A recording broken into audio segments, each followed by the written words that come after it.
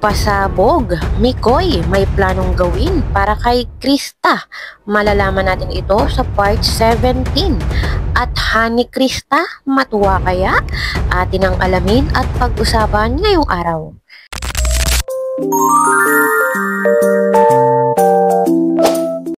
Pero bago po ang lahat, isang mapagpalang araw at gabi sa inyong lahat. May love shoutout sa lahat ng ating listeners, viewers, and subscribers saan mang sulok ng mundo. Papaluzon, Visayas at Mindanao. Lalong-lalo na po sa ating mga kababayang OFW. Kamusta po kayo mga kalingap? Mabuhay po kayo hanggat gusto nyo. At kung bago ka pa lang sa aking munting YouTube channel, huwag ka nang mahiyang mag-subscribe, like, share, and comment. Huwag mo na rin kalimutang i-click ang notification bell nang sa ganon ay updated ka sa aking mga paparating na video. At syempre, patuloy po natin suportahan sina Kalingap Rab at ang ating ama ng Kalingap, ang nag-iisang founder, si Kuya Val Santos Matubang.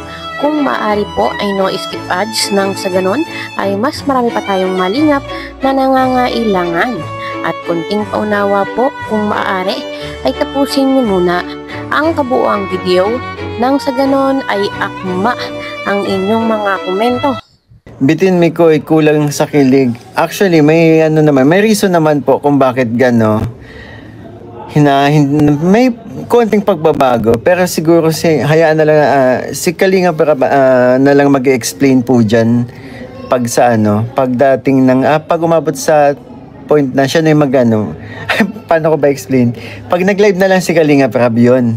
Pag nag-live na lang po si Kalingap Rab, siguro si Kalingap Rab na lang mag-explain sa inyo na may konting pagbabago. Pero sana maunawaan ninyo na may konting pagbabago. Gets nyo naman yan. Ayun, sino po ba dito ang nabitin sa part 16 ng Mick Chris?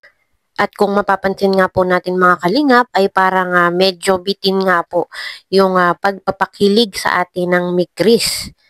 Kumbaga po ay bitin o kulang. Pero okay na rin po yun mga kalingap kesa naman po matigil ang tandem ng Mick Chris. Mas malungkot po yun. Kaya po okay na yung ganito. Bitin man tayo ay at least nakikita po natin sila. At alam naman po nating lahat kung bakit po ganun yung ginawa nila. Yun pong pagdedirect ni Kalingap Rab dahil nga po sa mga issue-issue na hindi natatapos. Kumbaga ay medyo tinipid po tayo. Hindi matigil ang tandem niya. Oo. Bawig, naman kami. And ako kahit ganun ng hindi masyadong pakilig. Happy ako sa kinalabasan. Naging successful po yung part 16 for me. Successful. And actually, yung ang dami nanonood, pinlay kasi ni Rain dito sa TV, sa sala. And nauna ko kasi panoorin. Paglabas ko nanonood yung mga lola niya, mga tita. And kitang-kita ko po sa mukha nila kung gaano sila kasaya habang pinapanood ang Mick Chris. Okay na ako doon. At alam ko sa mga nagmamahal sa amin, alam ko habang nanonood ang Mick Chris, ganon din ang reaction ninyo. Kaya okay na ako doon. Happy na po ako doon.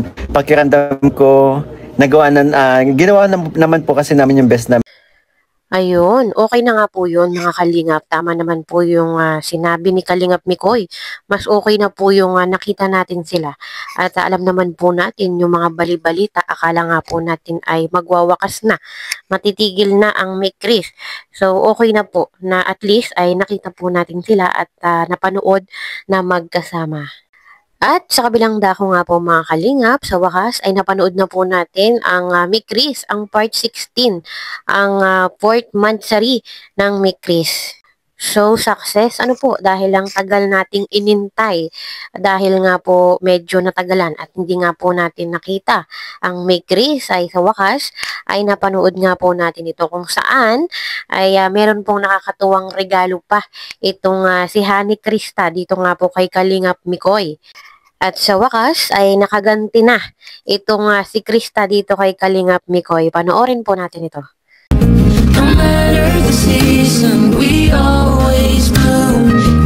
Ay, nakapagod na po siya. May regalo ka? Ay, grabe may regalo bro. Nakakagantihan mo ako. Gantihan ka na bukas? Ganyan ba? Ganyan ba? Kasi lagi naman niya po. From Krista to my honey. Joke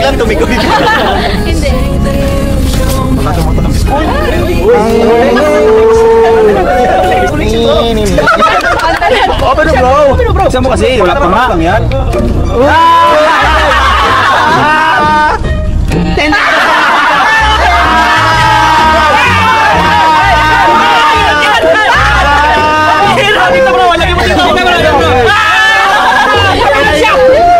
Nagulog ka na naman ha!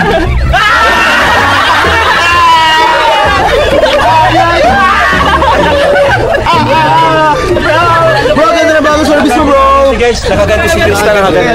Bro, ang pogi ng bagong service mo.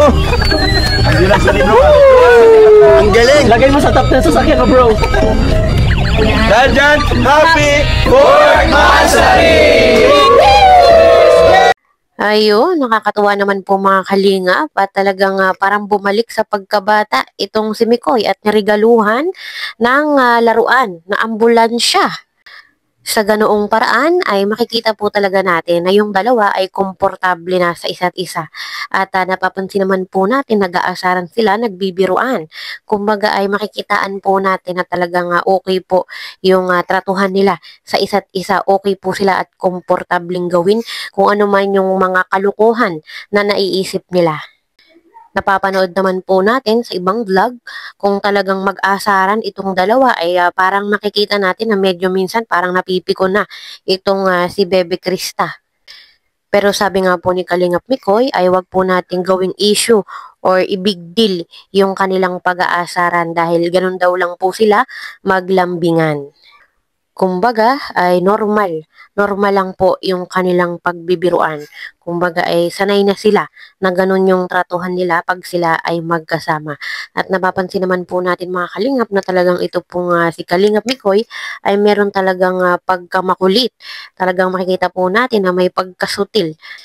At dahil nga po doon mga kalingap sa iniregalo ni Honey Krista, dito nga po kay Kalingap Mikoy na laruan na ambulansya, ay nakakaisip po itong si Kalingap Mikoy ng pasabog. At ito pong pasabog na ito ay mangyayari po sa part 17 ng Mikris.